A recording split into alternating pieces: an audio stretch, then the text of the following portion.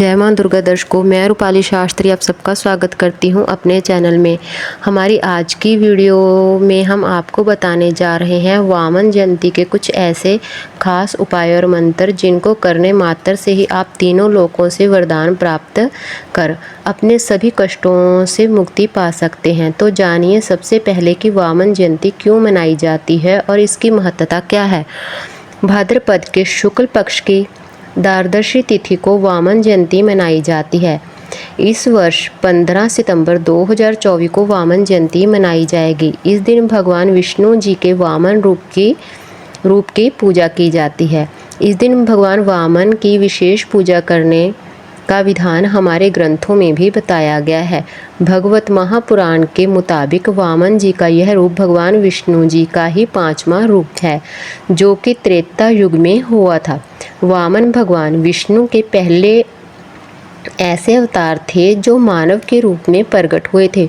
उनके पिता का नाम कश्यप ऋषि और माता का नाम अदिति था।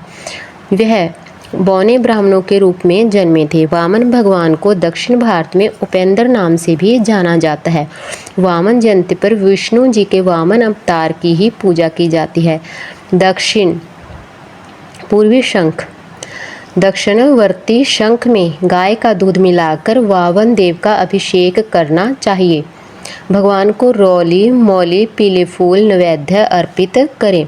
वामन देव को दही और मिश्री का भोग जरूर लगाएं। इस दिन रखा गया व्रत भी विशेष महत्व रखता है। व्रत रखकर वामन भगवान की कथा को भी जरूर सुनना चाहिए।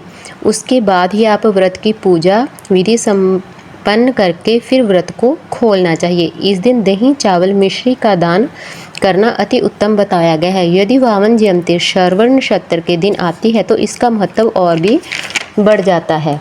इस दिन जो लोग पूरी श्रद्धा और निष्ठा से भगवान वामन का व्रत व पाठ पूजा करते हैं और कथा पढ़ते या सुनते हैं तो उन भक्तों पर भगवान वामन अपनी खास कृपा दृष्टि रखते हैं और उनकी सभी मनोकामनाएं भी पूर्ण करते हैं।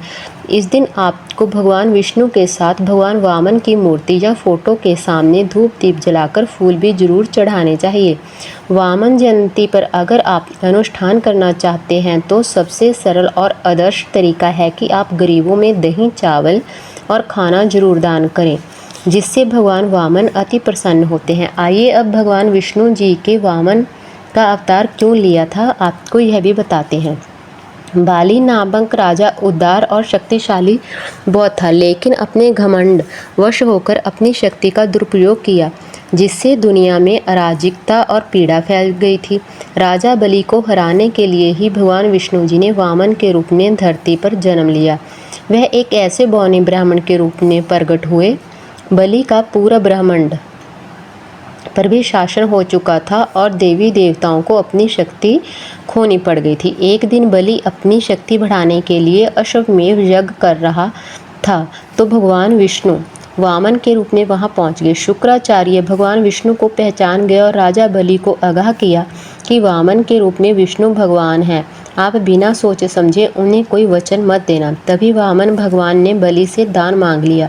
बलि बहुत दानवीर था, उसने दान करने का वचन दे दिया। बलि के मुख से मुंह मांगा दान पाने का वचन सुनते ही उन्होंने बलि से 3 पग धरती की मांग कर ली और राजा बलि सहमत भी हो गए। राजा बलि के सहमत होते ही वामन भगवान ने विशाल रूप धारण कर लिया। उन्होंने एक पग में पूरा भूमि लोक नाप दिया, दूसरे पग में स्वर्ग लोक को अपने अधीन कर लिया। जब हरि विष्णु जी ने तीसरा पग उठाया तो राजा बलि ने अपना शीश वामन देव के आगे कर दिया। राजा बलि भगवान विष्णु जी का परम भक्त था, तो वामन भगवान ने भी बलि की उदारता का सम्मान किया और उसका वध न करके उसे पाताल लोक भेज दिया और उसे वरदान में साल में एक बार पृथ्वी लोक पर आने का वर भी दे दिया। दक्षिण भारत में ऐसा माना जाता है कि आज भी बलि राजा साल के एक दिन धरती पर जरूर आते हैं। इस दिन को वहाँ के लोग ओणम पर्व के रूप में मनाते हैं। तो यह थी छोटी सी जानकारी वामन भगवान की धरती पर आने की। इस दिन अगर आप कुछ उपाय कर लें तो इसका भी उद्धार हो सकता है। आप इस दिन ब्राह्मणों के छोटे बच्चों जिनकी उम्र केवल 3 से 10 साल तक के हों और बच्चों में लड़के ही हों उन्हें दही, चावल, खीर और अपना मनपसंद भोजन अवश्य करवाएं, जिससे भगवान आपकी सभी मनोकामनाएं पूर्ण करेंगे।